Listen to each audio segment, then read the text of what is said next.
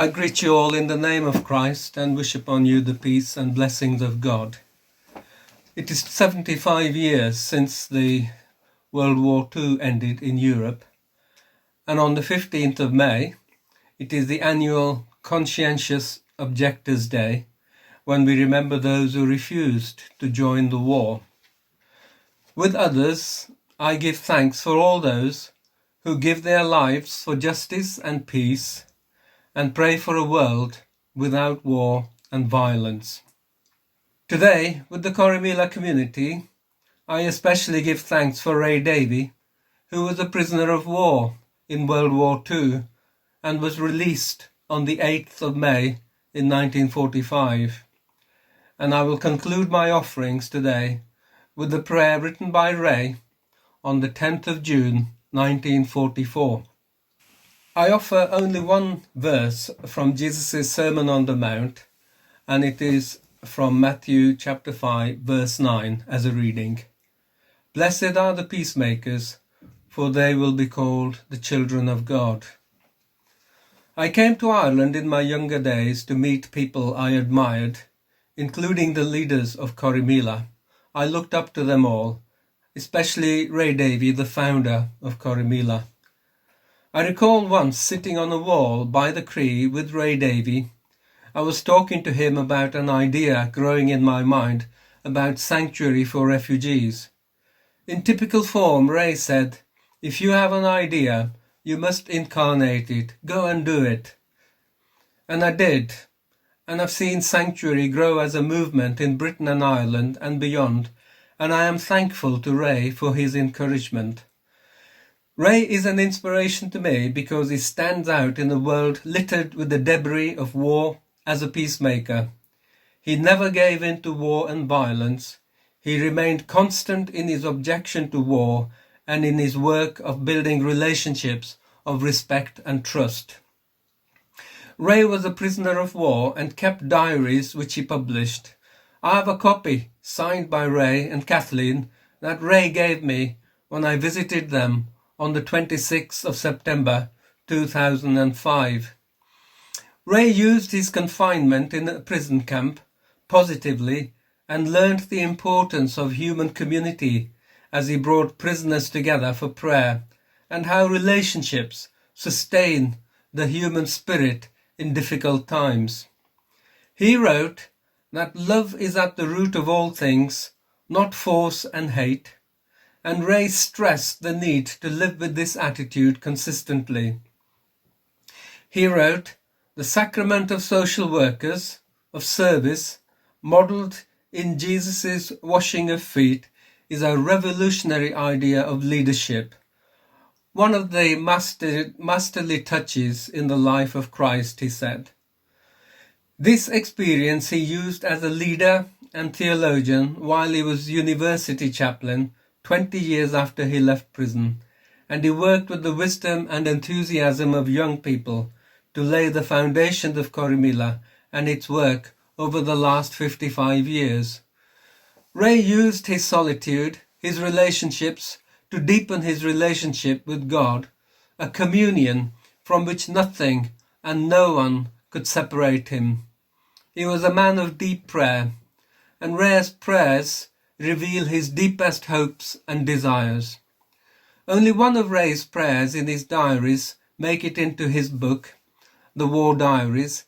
It is on page 202. He prays that his life will be an instrument fit for God's greater service. Prayer reveals our deepest hopes and desires. So what are your prayers in this time of confinement? It seems to me that the whole world has one common prayer at present. Everyone is praying that a cure for coronavirus may be found soon and for healing. No one is immune from COVID-19. We all want anyone who is hurting to be healed.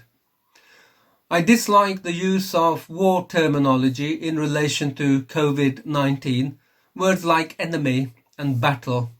We should talk instead about healing and hope and be positive in our language. Ray's war diaries close with the important lessons that he learned, and he concludes, The things that make wars and unhappiness are not just Hitler's and Mussolini's, but are things in our own lives: greed, pride, dishonesty, lack of consideration. If we are to overcome these things, we must become different ourselves. Well, let me close now by sharing with you lessons I've learned from Ray's times in confinement. They are valid for our times in times of coronavirus. 1. Do all you can within your restrictions to bring people together and build community. 2. Love is the root of all things, not force and hate. Incarnate love in your lives. 3. Never take pride in humiliation of others. The sacrament of leadership is modelled in the humility of service as seen in the ministry of Christ. 4. Invest in instruments and efforts of healing. Put away words and weapons of violence, hate and harm. And 5. Deepen your relationship with God. Devote more time to prayer. Ray's prayer, dated the 10th of June, 1944. O God of all ages, we know that we live in momentous days, days of destiny and change. Today we look to the world and we think of all that happens there. Humbly and in faith we commit our cause to Thee. We confess our wrongs and evils as a nation and as individuals. We admit our part and we accept our blame for this disordered and shattered world. Be with all who take part in the struggle. Endure them with patience, courage, and crown their efforts with success. May all the nations learn the folly, uselessness, and senselessness of war. And in Thine own good time, may a just and lasting peace be born from the ashes and destruction of so many lands and lives. Give us the determination to live in patience and faith until the day of our freedom. Breathe in us anew the burning resolve to fashion a society that shall think more of the things that bind us together than those things that keep us apart.